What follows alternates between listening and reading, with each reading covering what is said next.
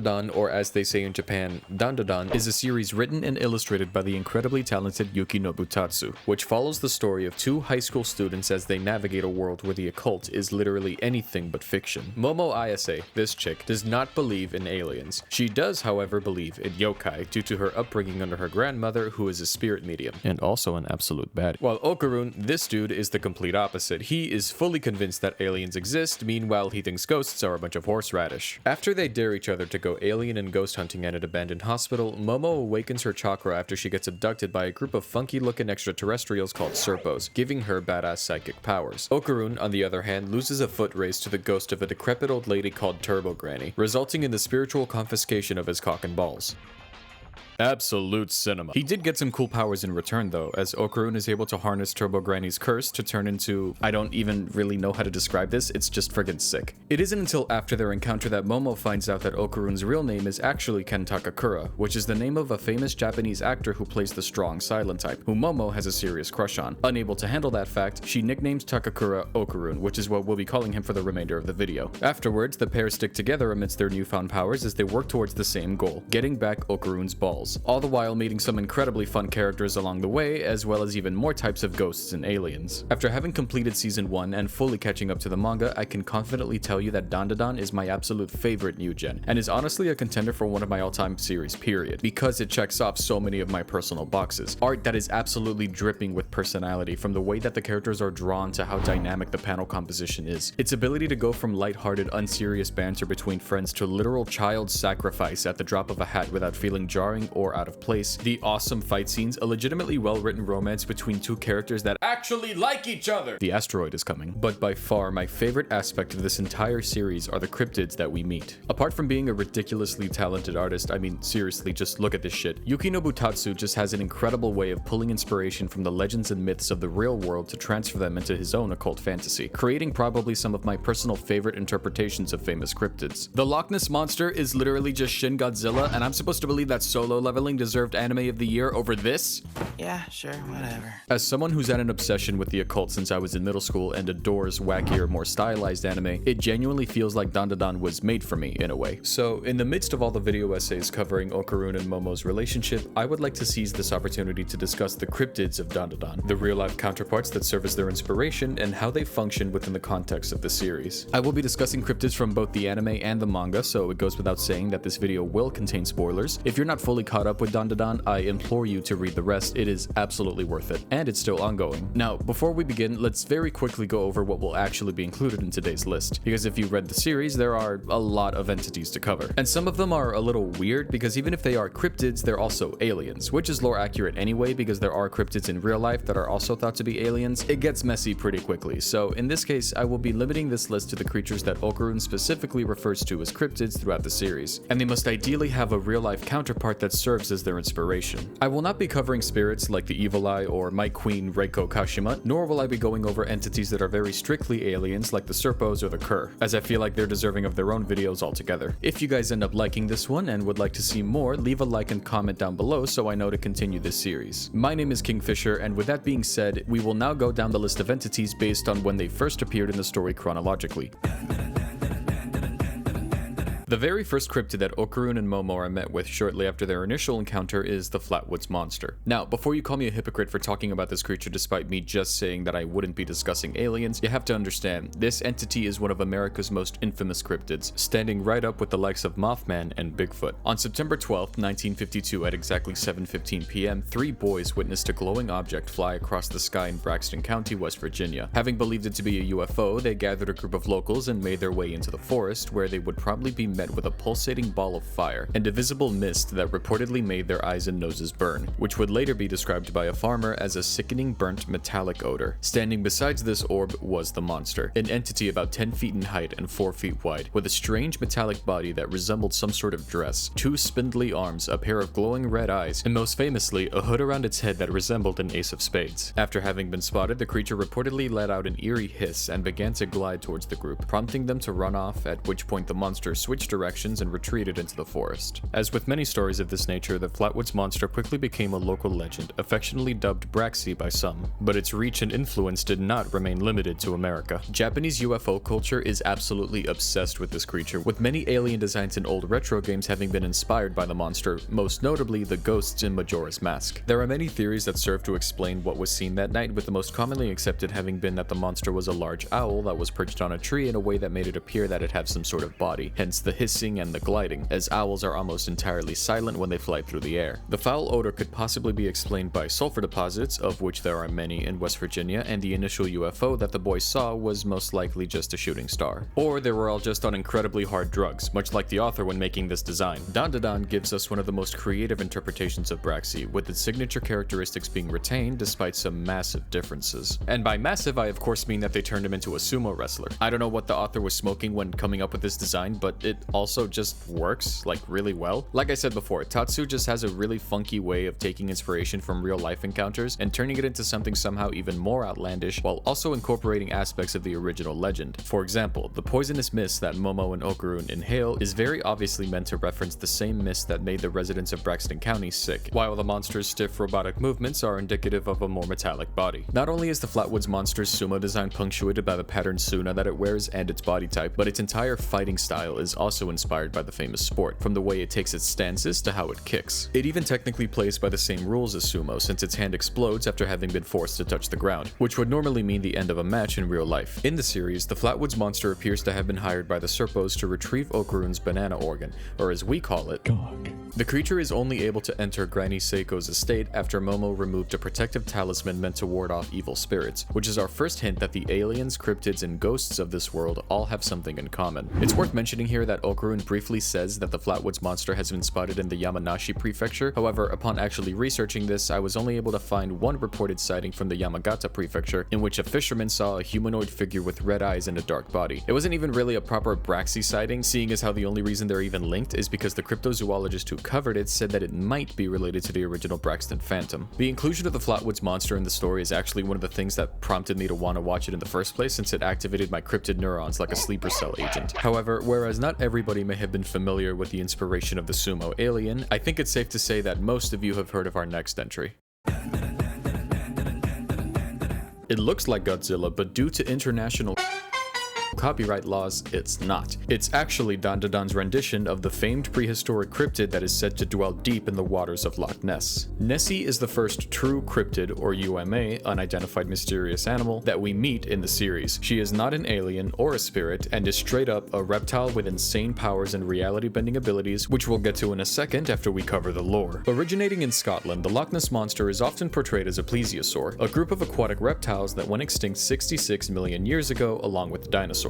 Despite this portrayal, Nessie has seen many iterations throughout the years, even dating back to the earliest written records of her from the 7th century, where she was first depicted as a sort of feline creature in the biography of Saint Columba. The creature would go on to be described as many things, including a large camel, a gelatinous undulating blob, and even a giant otter of sorts. But it wouldn't be until the mid-1900s that she would begin to settle into her reptilian skin as a plesiosaur following the publishing of the infamous surgeon's photograph, becoming a symbol of mystery for all who traveled to Loch Ness and earning her a place as one of the most famous and widely recognized cryptids of all time, to the point where plesiosaur-inspired cryptids have popped up all over the world, such as the famous Champy here in the US, among dozens of others. It actually gets kind of annoying because you start to realize that all of these are just copies and cheap imitations. Her popularity has led many an explorer to go out and seek the truth behind her existence, presenting a series of theories, many of which simply fall into animal misidentification. See, Loch Ness is notoriously foggy, and with such dogshit visibility, it's no wonder that many would see a sudden splash from a salmon breaching the surface of the water, or catch a glimpse of one of the many conker eels that inhabit the lake and chalk it up to the existence of some huge mythical reptile. With all of this in mind, it's no surprise that Tatsu would incorporate the Loch Ness Monster into the story as one of the more ominously powerful creatures they face. Having first appeared in chapter 19 of the manga and episode 8 of the anime, she showed up at Momo and Okurun's high school without warning, summoning water onto the floor and using the ripples to sense Momo's movements. Looking at her design, it's clear that this version of Nessie is greatly inspired by Shin Godzilla, Godzilla, even down to her attacks, which resemble the atomic blast of the famed "he's screaming because he's in pain" kaiju in both appearance and power. Using the gills and slits along her body to absorb water, she is able to charge up a devastating blast that completely levels anything in its path. Hey, this is Kingfisher in the editing booth. I'm just now realizing after actually looking back into the manga that Nessie is referred to using male pronouns. I am not going to re-record these lines a third time. Just know that he is technically a male in DANDADAN, but I'm going to continue to refer to him as female just because she's usually referred to as a female in pretty much everything else, so yeah.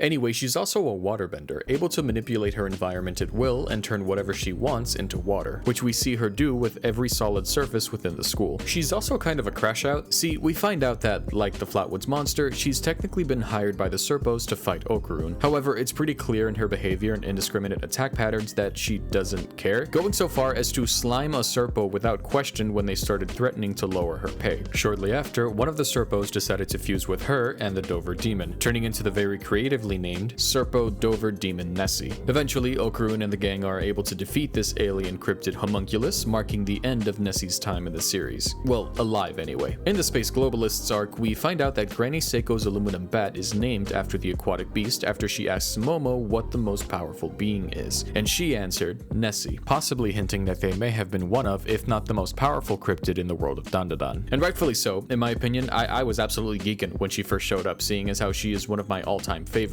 and her inclusion has me completely on the edge of my seat waiting to see what other popular cryptids may show up in future chapters. Now, in the case of Nessie and the Flatwoods Monster, you can clearly look at both and understand which creature is being referenced, what was used as inspiration. This is not the case.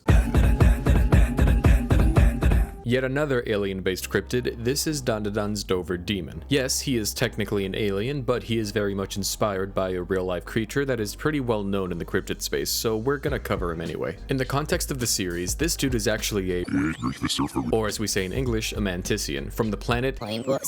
From what I can tell, pretty much the only reason he's referred to as the Dover Demon is because he was spotted in Dover, Massachusetts, much like the real cryptid. Despite this, he bears absolutely no resemblance to the monster he's based on, which looks like this. The actual Dover Demon was first seen on April 21st, 1977 by 17-year-old William Bartlett. The story goes that Bartlett was driving on a stretch of road called Farm Street with two other friends when he reportedly saw a creature that was, quote, about 4 feet tall with glowing orange eyes and no nose or mouth and a watermelon-shaped head. It walked along a stone wall with long, thin, unnatural-looking arms and possessed hairless sandpaper-like skin that was tan in color. Following this encounter, another teenager named John Baxter came forward saying that he too had seen a similar looking entity in the area around an hour after the initial sighting, only this time it had apparently been walking on 2 legs. Finally, the night after, a third teenage girl reported the final sighting of the same monster, citing a lack of ears, mouth, and no nose. When reporting his encounter, Bartlett drew the now iconic sketch of the beast, which bears a resemblance to the infamous gray aliens that have been synonymous with UFOs on account of the bulbous head. The demon was never seen again following these 3 incidents, and possible theories to explain what it was range from the standard misidentified owl to a moose calf, although the stated lack of ears and nose make the latter less likely. Regardless of what it may have been, it has since become an iconic figure in the cryptid community, even getting its own episode on Lost Tapes, otherwise known as the show that I couldn't watch unless the lights were on as a kid. In DANDADAN, the Dover Demon first appeared in episode 8 of the anime and chapter 20 of the manga, during the gang's fight with Nessie. Dressed in nothing but a speedo and a business tie, the alien's body is mostly human, with the exception of his head. His fighting style appears to be entirely based on boxing, wearing gloves and weaving from side to side, which is appropriate seeing as how he is also referred to as Mr. Mantis Shrimp, a species of crustacean known for their incredibly powerful punches. He is also a fan of ABBA. During this arc, the Serpos become frustrated with the situation and decide to power up the demon to a new form, one with heightened abilities that more closely resembles the anatomy of an actual mantis shrimp. He would eventually go on to be fused together with Nessie and the Serpos during the final bout. Despite his combat prowess, we later find out that the Dover Demon is actually one of the weaker members of its race, and was unable to find work back on his war-torn planet due to his subpar performance. He was in dire need of cash as his son, Chiquitita, is afflicted with a congenital illness that his wife already passed away from. He requires constant blood transfusions that Mr. Mantis Shrimp is unfortunately unable to afford. That is, of course, until Momo realizes that his blood smells similar to milk, and the suspicion is confirmed when the Dover Demon drinks a carton of milk and states that it is the same as the blood of his race. Naturally, Granny Seiko contacts a dairy farmer she personally knows to get Mr. Mantis Shrimp his own cow so he'll never run out of blood for Chiquitita, giving us a cow abduction introduction scene that references the classic alien stories of UFOs stealing cattle and mutilating them. Eventually, the cow stops producing milk and Mr. Mantis Shrimp comes back to Earth, where he decides to stay and work as a farmer to have constant access to the godly white fluid. From here on, he becomes the first alien to actively assist the group throughout their adventures, helping to stop the wildfire following the volcano eruption in the Evil Eye arc and fighting against the Cur during the Space Globalists arc. To be completely honest, I was a bit disappointed when I found out that Peeny Weenie, yes that is his name, actually has pretty much nothing about the real Dover Demon used in his character, but it didn't take long for him to become one of my favorite members of the cast, both him and Chiquitita. But despite his flimsy interpretation, our next cryptid is anything but unfaithful.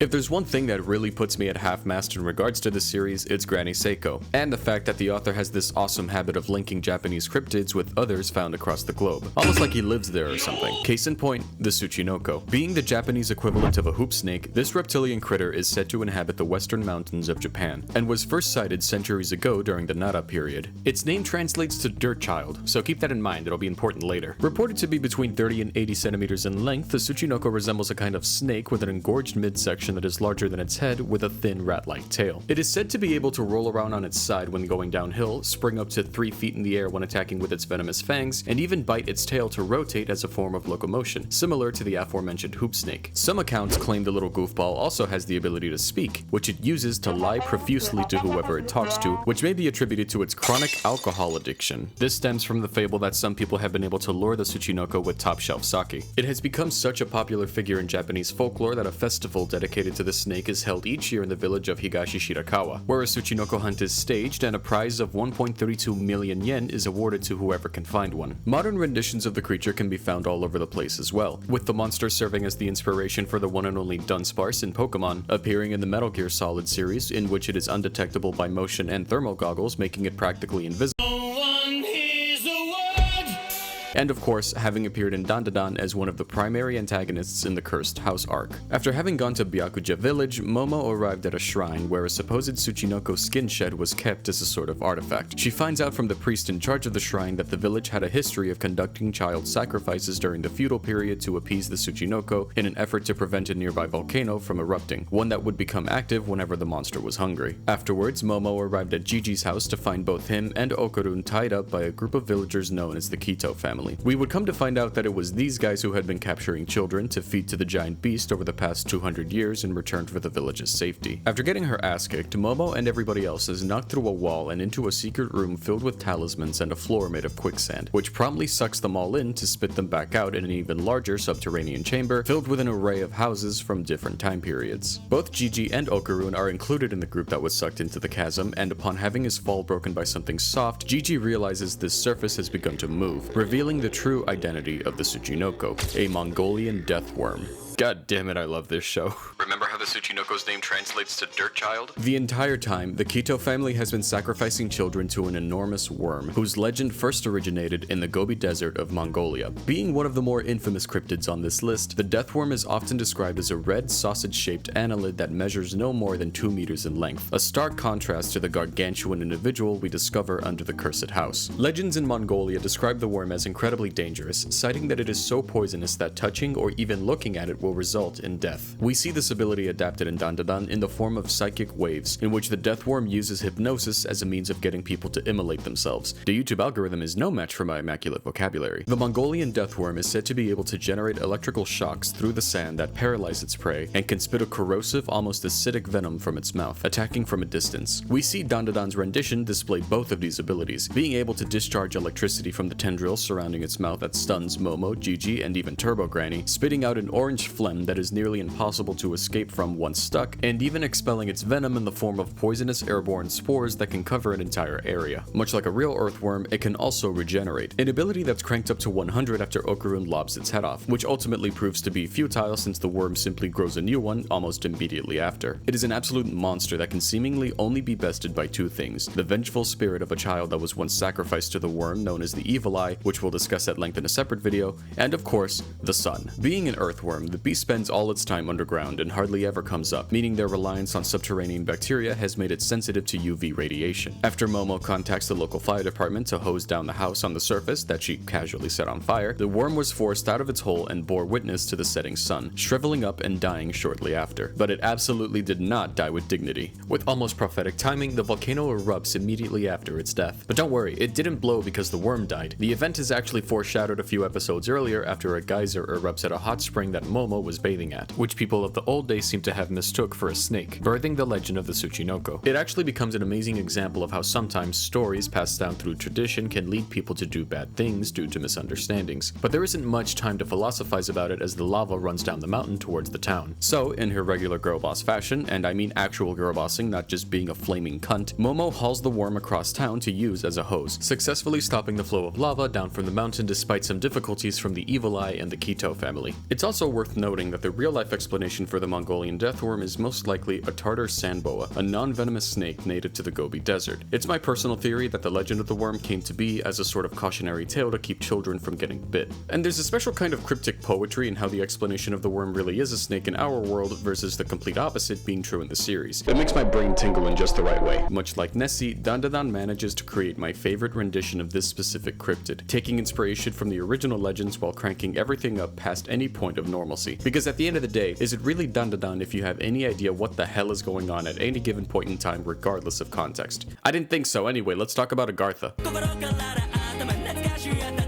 At the very end of the Cursed House arc, we get a bit of a snippet into how the head of the Keto family is dealing with the aftermath of everything that happened, walking off into the forest to avoid the police. It's here that we find out that these so-called people are actually Subterraneans. It is unknown why this particular family of Subterraneans made this village their home for so long, however, we do know their place of origin, that being the famous hidden realm of Agartha. Agartha is a supposedly enormous underground kingdom located beneath the Earth's crust. It is said to be ruled by either one king or several, which are also rumored to control certain aspects of the surface world and possess technology that is far superior to anything that humans have. The exact origin of the legend is difficult to pin down. However, the concept was first introduced to the West by French occultist Alexander Saint-Yves de Valdre, who not only believed that an ancient world government was transplanted into Agartha around 3200 BC, but he was also supposedly able to communicate with the masters of the Hollow Earth telepathically. Entrances to Agartha are said to be located throughout the globe, including both of the Earth's poles, Antarctica, the pyramids of Giza, Ayers Rock in Australia, the Gobi Desert, and of course, Kentucky. The myth is often related to the Hollow Earth theory, a conspiracy that claims that the planet has an enormous chamber within that houses all sorts of jungles, prehistoric creatures like dinosaurs, and even reptilian people. This is still a DANDADAN video, by the way, just so we're clear. We can actually see these reptoids referenced at the beginning of the series briefly within the pages of Okrun's Occult magazine. Whether or not this was foreshadowing for the Subterraneans is unknown, purely because the Subterraneans themselves look nothing like reptilians, and instead have a body that resembles a kind of mechanical spring, horns, and a face that looks as if it was modeled after some sort of twisted gas mask. Of course, it's established that they're able to almost perfectly conceal themselves as humans, even better than Serpos, the only difference being the unnatural washed out gray color of their skin. The bulk of their abilities include abnormal strength, extended lifespans of over 200 years, presumably much more, and resistance to extreme temperatures, being able to survive in environments as hostile as, let me